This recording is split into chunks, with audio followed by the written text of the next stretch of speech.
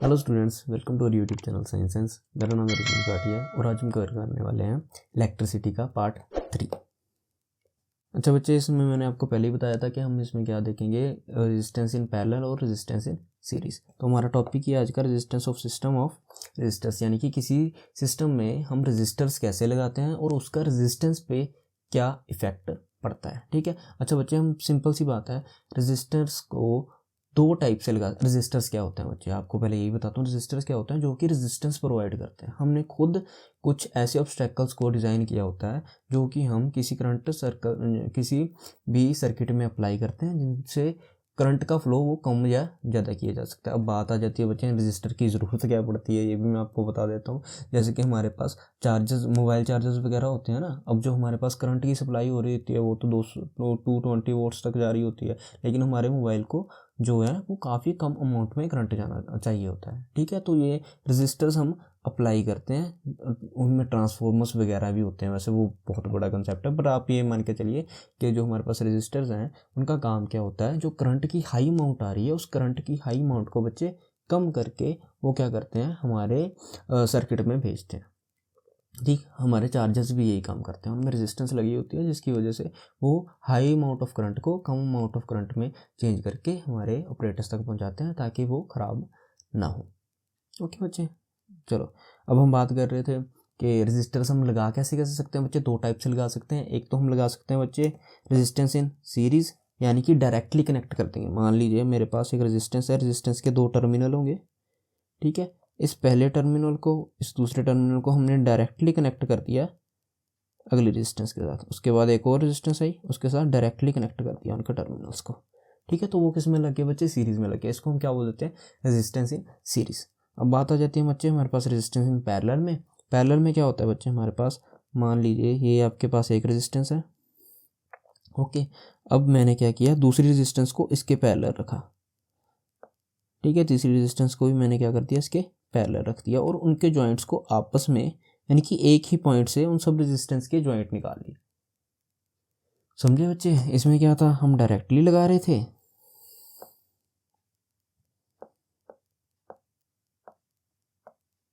इसमें क्या कर रहे हैं, हम पैरेलल लगा रहे हैं। ठीक, जैसे कि यहाँ पे मैंने डायग्राम्स बनाए हुए हैं। एक चीज़ याद रखनी है बच्चे, हमने जब भी हम रेजिस्टेंस को किस में लगाते हैं बच्चे, सीरीज़ में लगाते हैं। ठीक है। सीरीज़ में जो हमारे पास करंट है बच्चे वो क्या रहता है, कांस्टेंट रहता है। ठीक है। कांस्टेंट क्यों रहता है, क्योंकि देखिए बच्चे यहाँ पे जो करंट आ रहा है, अब यहाँ से करंट सप्लाई हुआ। ओके। ये करंट गया बच्चे डायरेक्टली एक ही सर्किट में से आगे, है ना। अब इसने क्या किया बच्चे, एक ही सीरीज को फॉलो किया।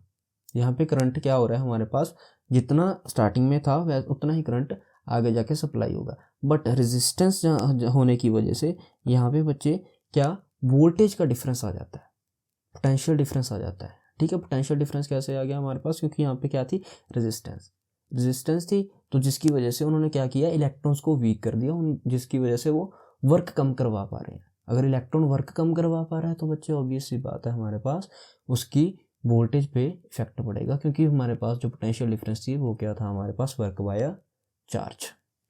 समझ गए बच्चे। ठीक है। तो यहाँ पे हमारे पास करंट क्या रहेगा, कांस्टेंट रहेगा, और वोल्टेज क्या करेगी, डिफर करेगी। ओके। बट जब हम बात करते हैं बच्चे पैरेलल की, पैरेलल में क्या होगा हमारे पास, अब यहाँ पे देखिए, यहाँ पे करंट आ रहा था एक वायर से। अब यहाँ पे मैंने क्या किया, एक ही पॉइंट से तीन जॉइंट निकाल लिए। तो यहाँ पे सम अमाउंट ऑफ करंट यहाँ पे गया, सम अमाउंट ऑफ करंट यहाँ पे गया, सम अमाउंट ऑफ करंट यहाँ पे।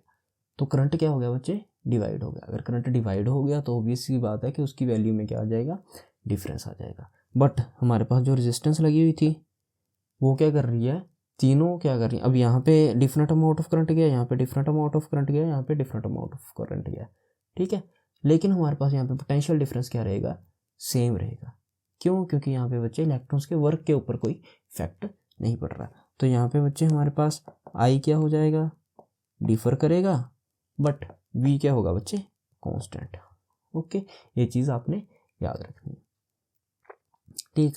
एक चीज़ और नोट कर लीजिए कि हमारे पास जो रेजिस्टेंस है, जब हम उसको सीरीज़ में लगाते हैं तो हमारे पास जो करंट है बच्चे उसकी अमाउंट क्या आती है हमारे पास, लो। ठीक है। और रेजिस्टेंस की अमाउंट क्या आती है बच्चे, हाई। तो यहाँ पे जो रेजिस्टेंस की अमाउंट है वो क्या हो जाती है, मैक्सिमम हो जाती है।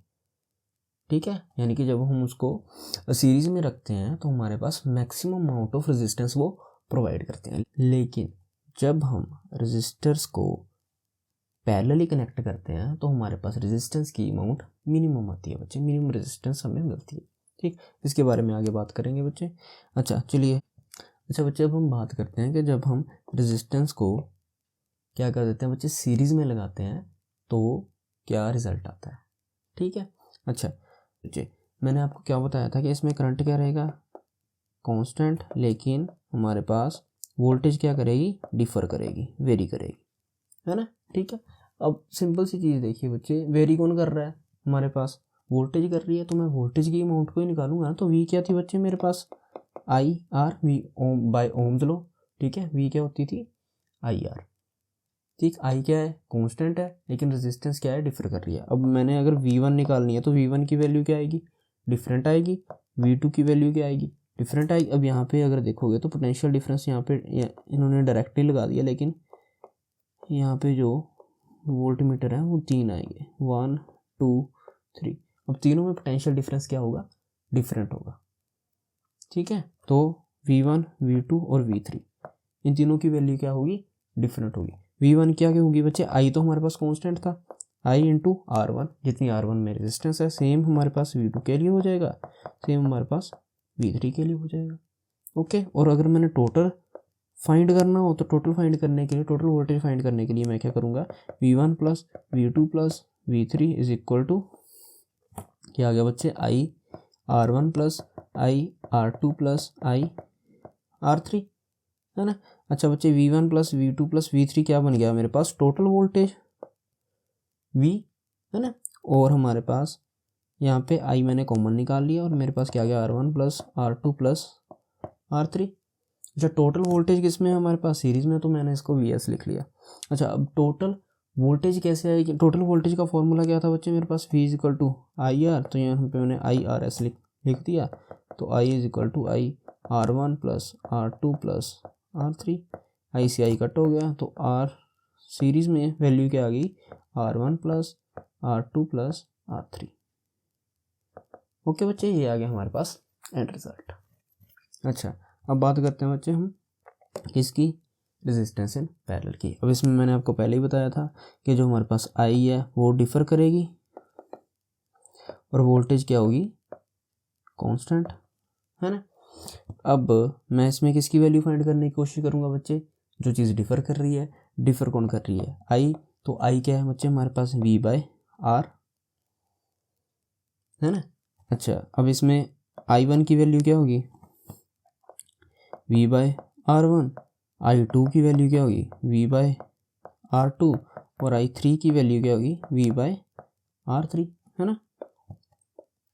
अगर मैंने टोटल करंट निकालना है बच्चे, टोटल कैसे निकाल पाऊंगा, टोटल करंट क्या था मेरे पास, I which is equal to I1 plus I2 plus I3। I1 कैसे आ गया, V by R1 plus V by R2 plus V by R3, क्योंकि वोल्टेज तो हमारे पास क्या है, कांस्टेंट है। और I को कैसे लिख सकते हैं बच्चे, V by R, V by R, यहाँ पे मैंने V कॉमन निकाल लिया, 1 by R1 plus 1 by R2 plus 1 by R3, V से V कट हो गया, तो IRP पैरेलल यानी कि क्या आ गया, Y R1 plus R2 plus R3। तो ये हमारे पास फॉर्मूला आ गया बच्चे, अगर रेजिस्टर्स किस में लगे हैं, पैरेलल में लगे हैं, तो उसको फाइंड करने का फॉर्मूला आ गया हमारे पास। ओके बच्चे, अच्छा बच्चे अब हम देख रहे हैं difference between series and parallel circuit. अच्छा बच्चे मैं एक बार आपको फिर से वो डायग्राम बना के दिखा देता हूँ।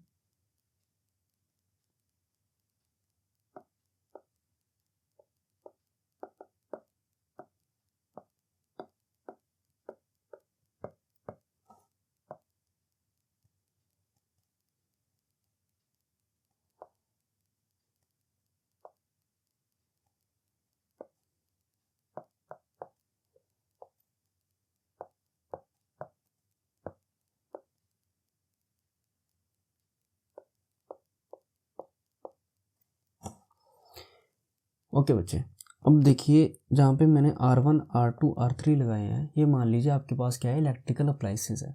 ठीक है। अब मान लीजिए मैंने क्या किया, R1 से करंट को पास होने दिया, ठीक। इसके बाद मैंने यहाँ पे से सर्किट ब्रेक कर दिया R2 के लिए, यानी कि सेकंड इलेक्ट्रिकल अप्लायंसेस के लिए मैंने सर्किट ब्रेक कर दिया। तो क्या करंट आगे जाएगा? ऑब्वियस सी बात है बच्चे, नहीं जाएगा, है ना। तो करंट यहाँ से आगे पास नहीं हो पाएगा, ठीक। करंट का यहाँ पे क्या लग गया बच्चे, करंट का यहाँ पे क्या आ गया बच्चे, बैरियर आ गया। करंट आगे जा ही नहीं पाएगा क्योंकि सर्किट मैंने ओपन कर दिया। अगर सर्किट ओपन कर दिया तो ये वाले जो दो सर्किट्स हैं, यानी सॉरी ये जो दो अप्लायंसेस है ये आगे चलेंगे नहीं, ठीक है, क्योंकि वहाँ पे करंट पहुँचेगा नहीं। तो यहाँ पे अगर मान लीजिए मैंने स्टार्टिंग में ही स्विच को, एक के स्विच को ऑफ कर दिया, है ना, स्विच ऑफ कर दिया, यानी कि एक सर्किट को यहाँ से स्टार्टिंग से ही ओपन कर दिया, तो आगे तो ना R1 में करंट जाएगा, ना R2 में, ना R3 में। अगर मैं R1 में सप्लाई करके R2 से करंट को बंद कर देता हूँ तो R2 और R3 में नहीं जाएगा। अगर मैंने R2 से सप्लाई होने के बाद करंट को बंद कर दिया तो R3 में नहीं जाएगा, है ना, ठीक। लेकिन जब मैं बात करता हूँ पैरेलल की, मान लीजिए मैंने यहाँ पे R1 का सर्किट ओपन कर दिया। अगर मैं यहाँ से ओपन करूँगा, लेकिन यहाँ पे अगर आप ध्यान से देखो तो R2 और R3 में से तो करंट फ्लो हो ही रहा है, क्योंकि उसको तो इफेक्ट ही नहीं पड़ा, क्योंकि यहाँ पे क्या लगे हुए हैं, पैरेलल में। अगर मैं R2 का सप्लाई बंद कर देता हूँ तो R3 को भी कोई इफेक्ट नहीं पड़ेगा, R3 में से तो करंट सप्लाई होगा ही होगा, ठीक है। R1 से भी करंट सप्लाई होगा। तो जब हम बात करते हैं बच्चे सीरीज़ की, तो यहाँ पे अगर मैं किसी भी एक चीज़ का स्विच बंद करता हूँ तो बाकी में भी सप्लाई बंद होनी शुरू हो जाती है। लेकिन यहाँ पे क्या होता है बच्चे, सप्लाई पैरेलल में चलती रहती है, ठीक है।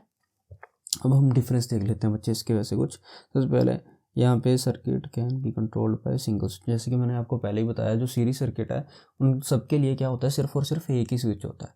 अगर मैं स्विच को ऑन करूँगा तो सर्किट चलेंगे, अगर मैं स्विच को ऑफ कर दूँगा तो सर्किट नहीं चलेंगे, ठीक है। जब बात करता हूँ पैरेलल की, तो यहाँ पे हर एक कनेक्शन के लिए एक डिफरेंट टाइप का स्विच होता है। जब मैं बात करता हूँ बच्चे सीरीज़ की, तो यहाँ पे क्या है, current through all components remain same. मैंने पहले ही बताया था कि आई क्या रहेगी, कांस्टेंट रहेगी, और हमारे पास पैरेलल सर्किट में वी क्या रहेगी बच्चे, कांस्टेंट रहेगी।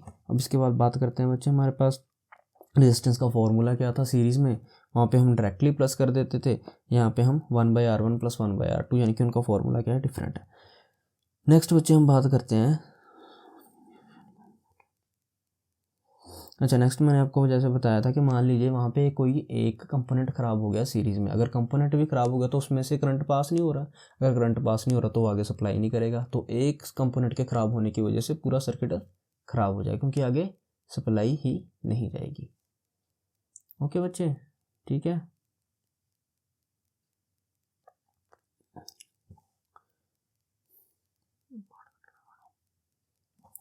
बट पैरेलल सर्किट में बच्चे ऐसा नहीं होता, ठीक है। वहाँ से अगर मैं एक कंपोनेंट ख़राब हो गया तो बाकी कंपोनेंट्स में से सप्लाई इजीली हो पाती है। नेक्स्ट आ गया बच्चे, यहाँ पे जो वोल्टेज है बच्चे किस में, सीरीज़ में, वो क्या करती रहती है, वेरी करती रहती है, क्योंकि वो तो मैंने आपको पहले ही बताया था कि वो डिफ़र करेगी। लेकिन जब हम बात करते हैं पैरेलल की, तो वहाँ पे वोल्टेज वेरी नहीं करती, वो कांस्टेंट रहती है, ठीक। वो यहाँ पे जो मैंने आपको बताया था कि सीरीज़ में हमारे पास जो रेजिस्टेंस है उसका जब हम सम करते हैं तो हमारे पास जो टोटल रेजिस्टेंस है वो क्या आती है बच्चे, हमेशा मैक्सिमम। बट जब पैरेलल की बात करते हैं तो रेजिस्टेंस का जब हम सम करते हैं तो वो क्या आती है, मिनिमम। अगर हमें कम रेजिस्टेंस चाहिए तो हमें सर्किट्स क्या लगाने पड़ते हैं बच्चे, पैरेलल लगाने पड़ते हैं। इसी वजह से जो घर के सर्किट्स होते हैं, हमारे जो घरों में जो सर्किट्स होते हैं वो पैरेलल सर्किट में लगाए जाते हैं। क्यों? क्योंकि वहाँ पे रेजिस्टेंस कम होगी और करंट ईजिली सप्लाई कर पाएंगे। और क्या वजह है बच्चे, क्योंकि हमने हर एक अप्लायंसेस के लिए डिफरेंट स्विचेस का यूज़ करना होता है। अगर सीरीज़ में लगाया होता तो ऑब्वियस ही बात है बच्चे, यहाँ पे एक स्विच बंद करने से सारे के सारे ऑपरेटर्स, हमारे इलेक्ट्रिकल ऑपरेटर्स बंद हो जाते हैं। ओके बच्चे, थैंक यू, आज के लिए इतना ही। अब नेक्स्ट हमारे पास लास्ट वीडियो होगी जिसमें हम पावर और हीटिंग इफेक्ट के बारे में बात करेंगे। थैंक यू बच्चे।